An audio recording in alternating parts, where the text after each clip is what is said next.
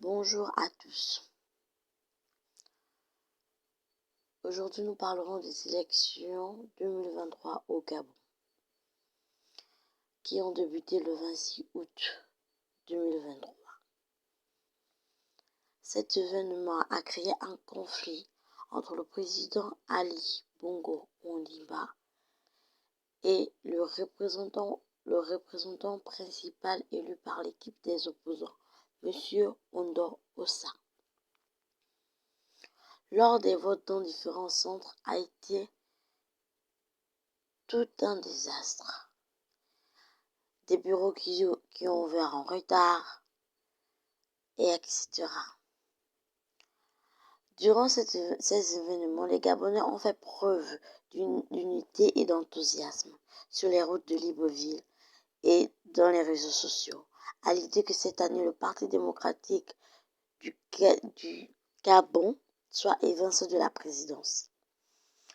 Malgré les efforts inspirants par les Gabonais pour le changement, le soir du 30 août 2023, après la délibération des résultats des élections présidentielles par le comité gabonais des élections, déclarant M. Ali Bongo Ondimba président de la République avec un suffrage de 64%. Suite à cette annonce, 10 minutes après son suivi, la prise du pouvoir par les militaires en faisant une déclaration médiatisée. Je cite: « Les élections sont annulées, c'est enfin notre sort vers la félicité. Ce coup d'État pacifique a été un soulagement pour les Gabonais, car cela n'a occasionné aucune perte de vie humaine, pas de casse, juste un peuple ravi de ce changement.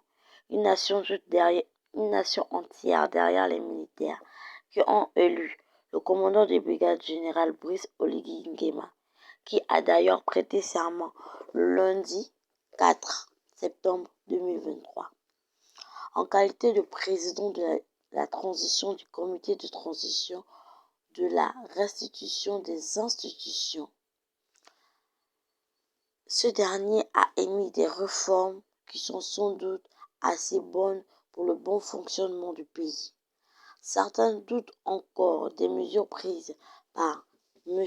Oligui Nguema, mais il est à constater que certaines réformes comme la mise des agents dans certains carrefours font que le peuple gabonais se sent en sécurité.